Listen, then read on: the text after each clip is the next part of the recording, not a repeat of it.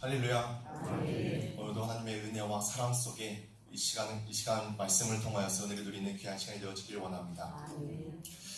오늘 말씀의 빌레몬서는 사도 바울의 옥중 서신 중 하나로서 이제 골로새 교회에 있는 빌레몬이라는 사람에게 쓴 편지입니다.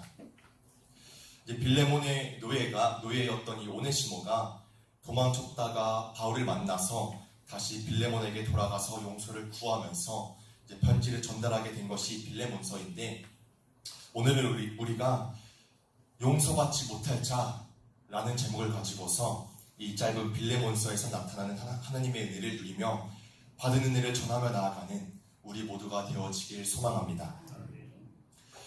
먼저 이 빌레몬서의 내용에 대해서 살펴보자면, 빌레몬서에는 이 편지를 작성한 바울과 또 그리고 그 수신자인 빌레몬, 또 마지막으로는 빌레몬의 노예인 이 오네시모, 이제 세 인물이 집중적으로 등장을 하고 있습니다. 그리고 이 짧은 빌레몬서 편지를 쓰게 된 배경에 대해서 말씀을 드리자면, 오네시모라는 이 사람은 원래 빌레몬의 종이었지만 이 종살이가 너무 힘들었던 것인지 이제 빌레몬의 집에 있었던 귀중품들을 들고서 빌레몬을 떠나서 도망을 치게 됩니다. 그래서 이 오네시모는 도망치는 신분이 되었기에 많은 사람들의 틈에 있으면은 그래도 사람들의 눈에 이제 띄지 않을 거라고 생각을 해서 그 당시에 이제 사람이 가장 많이 몰려 있었던 당시 제국의 수도였던 로마로 이제 향하게 되어지는데, 근데 오네시모가 로마로 향하게 되었던 그때가 사도 바울이 로마에서 그 복음을 전하면서 또 결국에는 이제 수감이 되어지는 그 당시의 그 상황이었기 때문에 그 시기가 딱 맞물려져서 이 오네시모가 로마에서 복음을 전하는 그 바울의 복음을 듣고서 예수님을 만나게 됩니다. 그래서 이제 바울의 그 복음을 듣고서 감동을 받아서 바울을 극진하게 이제는 섬겨야겠다 다짐하면서 바울을 섬기려고 하는데, 이제 이 바울은 이 오네시모가 원래 이 빌레몬의 종이었으니까 남의 종이었던 오네시모를 자기 곁에 이제 두고서 사역을 감당할 수가 없겠다라고 생각을 하여서 원래 주인이었던 이 빌레몬에게 다시 돌아가서 잘못을 고백하고 용서를 구하라 라고 이렇게 하였습니다.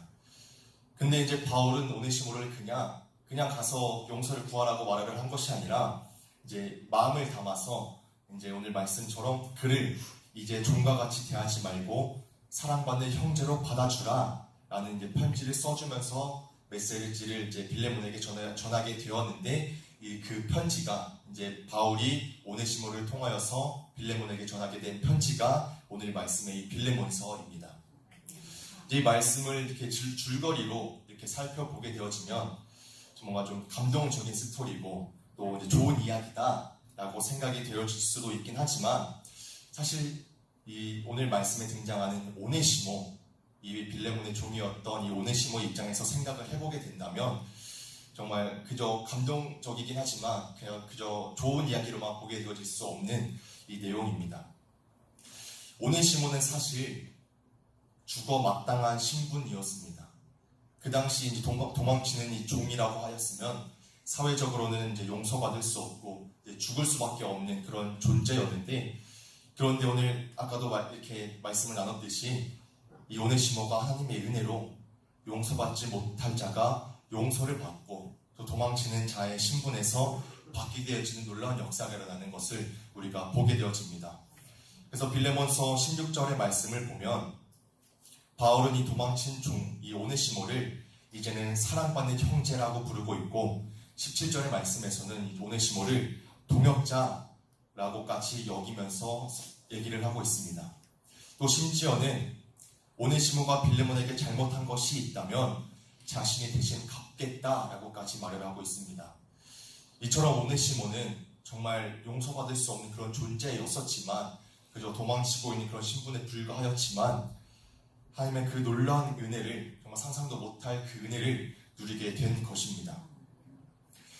그런데 우리가 이미 알고 있듯이 성경은 그저 어떤 소설과 같은, 동화책과 같은 이야기가 아니라 어떤 단 한 인물의 이야기를 우리에게 전하는 것이 아니라 바로 이 인물의 모습이 우리 자신의 모습인 것을 우리는 깨달을 수 있어야 합니다.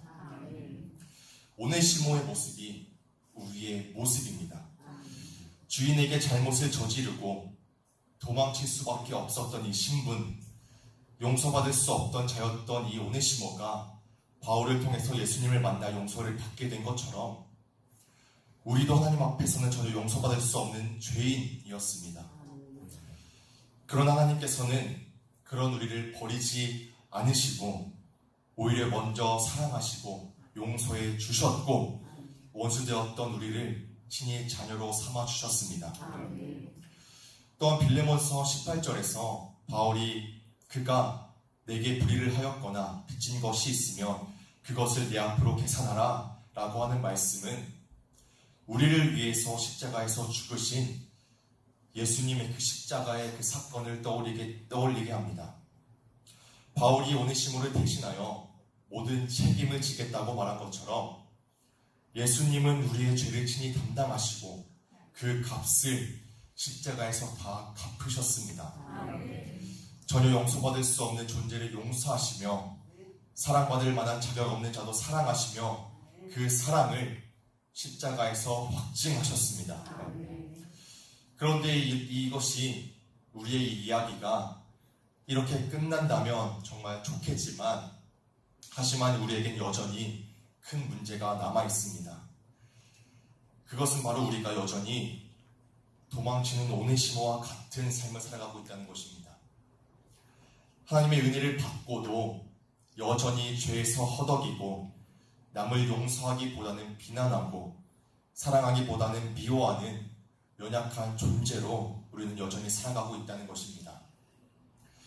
정말 하루하루를 살아가다 보면 저 스스로도 느끼는 것이 정말 하나님 앞에 너무나도 부끄러운 모습을 가지고 살아가고 어떻게 이런 자를 사랑하시고 또 어떻게 이런 자를 붙드시고 살아가게 하시는 것인지 의아할 정도로 정말 살아가고 있는데 하지만 그럼에도 불구하고 우리가 이 상황 가운데서 기억하고 감사해야 할 것은 하나님은 그런 우리를 결코 포기하지 않으신다는 것입니다.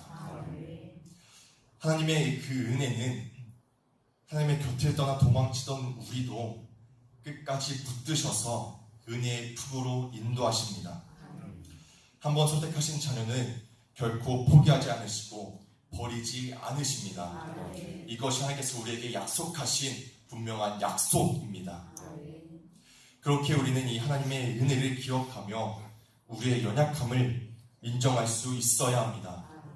전혀 의로울 것 없고 예쁘고 잘난 것도 하나 없는데 그저 그 크신 은혜로 사랑하시고 용서하신 것 그리고 그 은혜로 지금까지 인도하고 계신다는 그 사실을 우리는 인정하며 고백해야 합니다.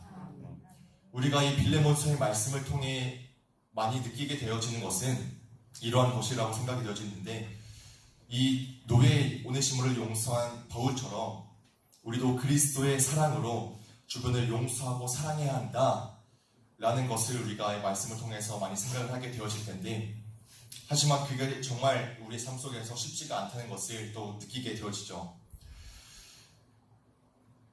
하지만 이것이 우리가 많이 어렵다고 느껴지지만 우리가 분명하게 실천할 수 있는 이유는 그 근거가 되어지는 것은 우리를 사랑하신 우리를 먼저 사랑하신 그리스도의 그 사랑이 있었기에 하나님께서 우리를 먼저 사랑하시고 그 은혜를 주셨기 때문에 우리가 더욱더 주변을 사랑하고 용서할 수 있다는 사실을 우리가 기억할 수 있길 바랍니다. 우리가 여전히 연약함 속에 우리의 스스로도 많은 죄악 가운데 살아가며 남을 바라볼 때도 용서보다는 미움을 가지고서 살아갈 때가 너무나도 많지만 하지만 우리는 우리가 받은 그 은혜와 그리스도의 사랑이 있기에 우리의 연약함을 이겨내며 주변에게 사랑을 전하며 용서를 할 수 있다는 사실을 우리가 꼭 기억할 수 있길 바랍니다. 우리가 여전히 그 연약함 가운데 살아가지만 우리의 마음 가운데에 우리에게 허락하신 그 은혜와 사랑이 가득히 넘치게 될 때에 용서와 사랑이 우리 삶 가운데 자연스럽게 흘러가게 되어질 줄 틀림없이 믿습니다. 예수님께서 우리에게 또 빚진 자의 비유를 통해서 말씀을 하시듯이 우리는 더 큰 은혜와 용서를 받았기에 주변에 그 은혜를 전하는 것이 마땅한 자들입니다. 우리가 어떻게든 도망치려 해도 하나님께서는 우리를 은혜의 자리로 인도하시고 또 주변에 아직까지 안타까움 속에 있는 자들에게도 하나님은 지금도 여전히 붙드시고 이끌어가고 계십니다. 그렇게 우리가 할 것은 우리가 여전히 주변에 안타까운 분들을 가지고서 많은 기도의 제목을 가지고서 기도하지만 우리가 할 수 있는 것은 우리가 해야 할 것은 우리가 받은 그 은혜를 전하는 것일 것입니다.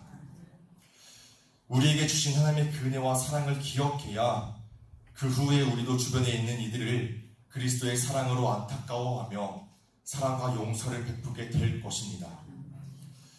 우리 모두가 여전히 도망치는 오네시모와 같이 살아간다고 하더라도 그 오네시모를 하나님의 품으로 인도하신 것처럼 우리의 삶 가운데도 동일하게 임하실 것을 기억하며 우리가 먼저 그 은혜를 누릴 수 있어야 합니다.